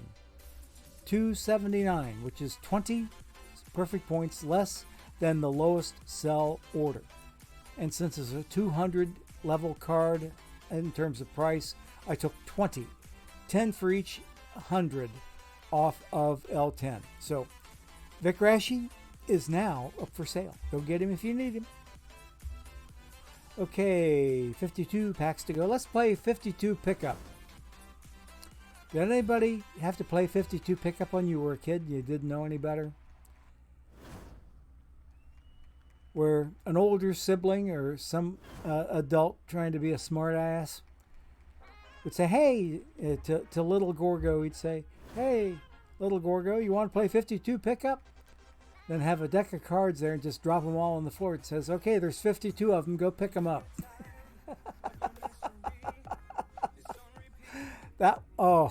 I hated that game. Whenever, in fact, I think the very, very first curse word that I ever said, I ended up getting my mouth washed out with soap for it too, was the response to the last person tried to play 52 pickup with me. I said, not just no, but hell no. And I think I was like maybe 8 or 9. Mom took extreme umbrage with that, and I had to eat some ivory. funny memory. Okay. India's the other red, and he's super cheap. Might consider him. Okay. Thanks for that word there, PT Lost in Thought. Okay, really, Burner guy gave it to me. Tesweegie backs him up, but PT Lost in Thought giving me the positive vibes on the one. But this guy here, this Joe Rudy card, is a first timer to the collection as a peak card. What mission is he in? Bay Area Ballers, now 75% complete. Let's go, baby. Look at the value on this guy. For a silver card, whoo. Yeah, now he is possibly, very possibly, one of the new ones that came out. Very possibly one of the new ones. But anyway, we are going to be keeping him. Some fine value I'm picking up today. Between that Topps Bunt card and that historic silver there for Joe Rudy, heck yes. We're getting some really fine value out of the packs today. 10 minutes to go, 46 packs, let's go. I'm going to try to zip it here. Part Chipmunk and part Slowdown. Ramon Hernandez, Reds card.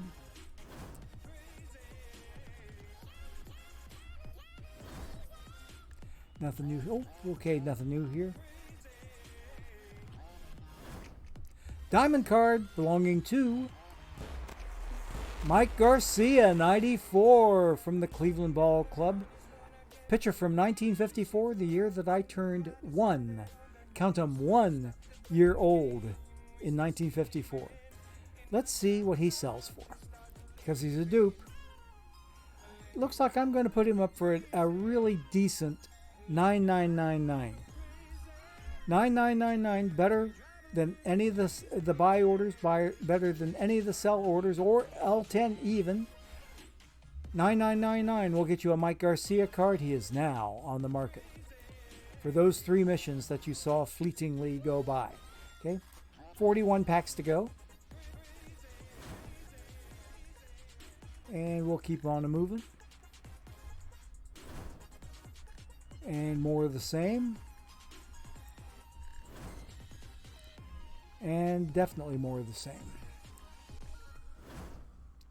That song's over. Keep going here. 37 packs to go. I think we'll make it.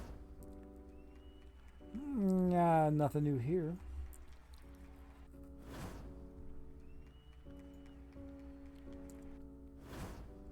Gold card. Who is it?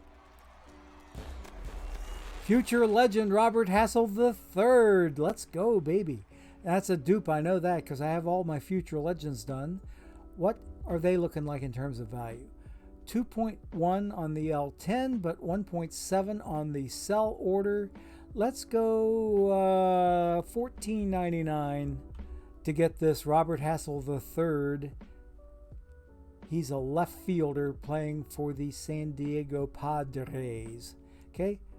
They are only asking, let's see.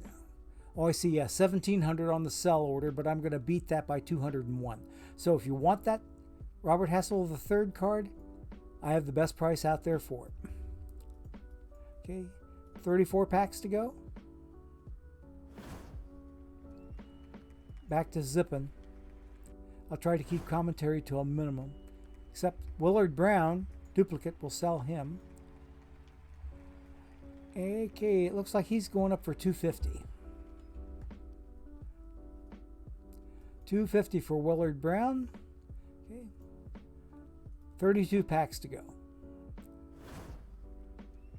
Nothing here. Keep on. Definitely nothing here. Oh. Am I going to take a nap after the stream is over? Almost feel like I could use it. I had trouble sleeping last night with the discomfort I had from this finger. It's not infected or anything. I slathered it in triple antibiotics, so it's healing up. It's just tender as all get out. Okay. Gold card. Who is it? Who is it? Hey, live Devin Williams with the Brew Crew.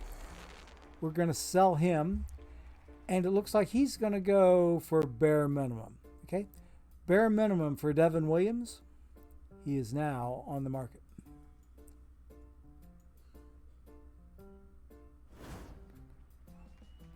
Nothing new here. 25 packs to go.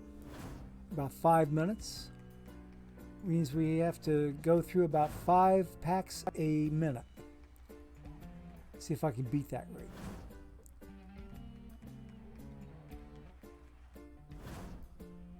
Ooh, historic silver, Fred Hymock. Okay, what's he selling for? I can't believe I just did that. I clicked too low again, and I quick sold the baby when he was worth probably several hundred, if not several thousand, and I just sold him for 100. Damn, I hate when I do that.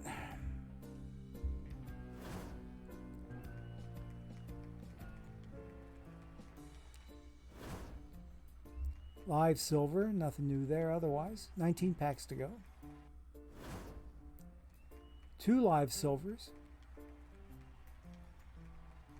Live, or yeah, Josh Harrison, local product. Diamond card. Who is it? Whoa, baby, Billy Werber. And he's a dupe, will sell him. He's going to have a value on him. Check it out. 28, almost 29K. Someone wants to buy him for 9.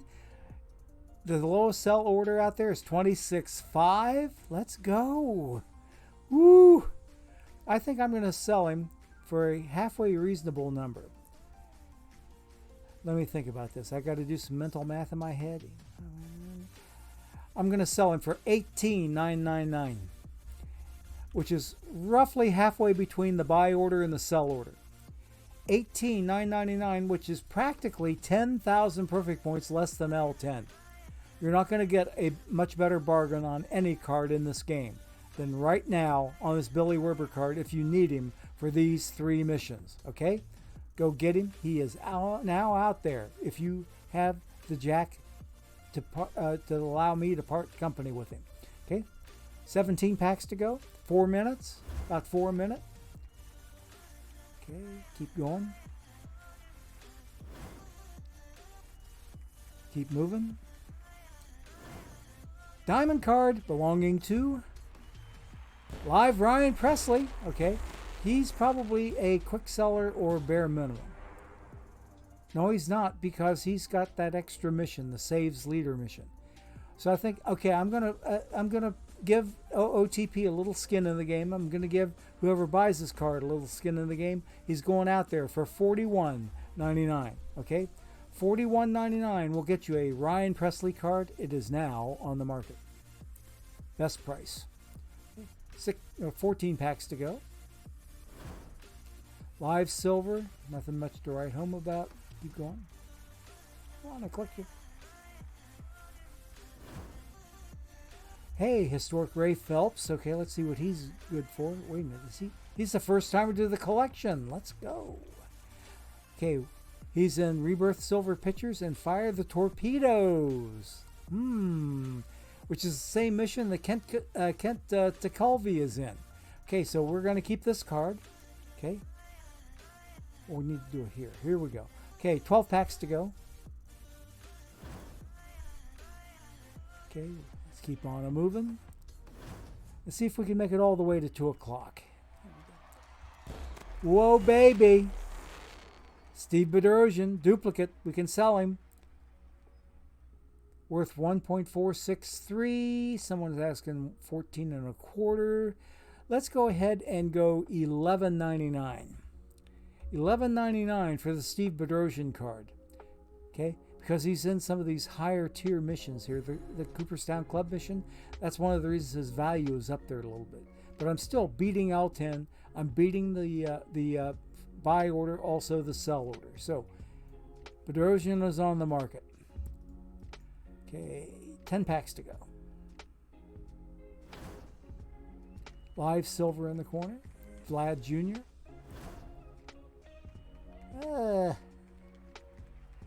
Reds Donovan Solano. Silver card. Ooh, George Carr. George Carr. Is he a dupe? Yes, he is. Let's sell him. Oh, man. Okay, let's see. 545 is what... Yeah, 545 will buy you a George Carr. Okay, go get him if you need him. He's out there. Okay, 7 packs to go. We might go over 2 o'clock by just a minute or two there, Sweegie. I hope not to go too far. Edwin Encarnacion is a dupe, so we'll sell him. let's put him up for 754.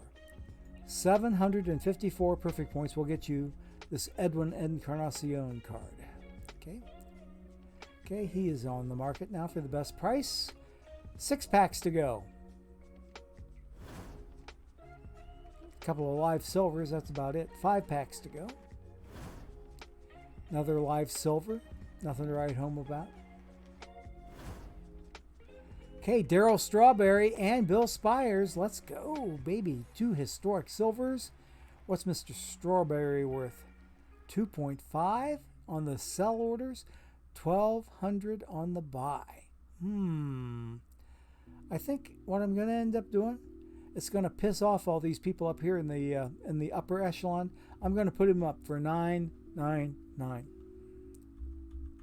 which is allowable for a silver card. Okay, $9.99 will get you a Daryl Strawberry card. Here we go. He's on the market. Okay, now we got what? 3 packs to go. We're doing good. Gold pack, gold card, and what is it? What's in there? Live Blake Trinan. Okay, there we go.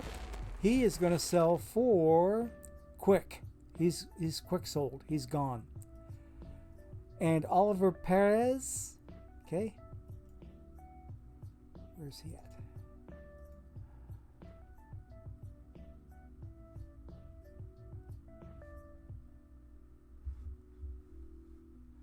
Okay, caught me daydreaming for a second because I was thinking, okay, what's it like if I sell this, if I don't sell it? Okay, I'm thinking we're going to do 703.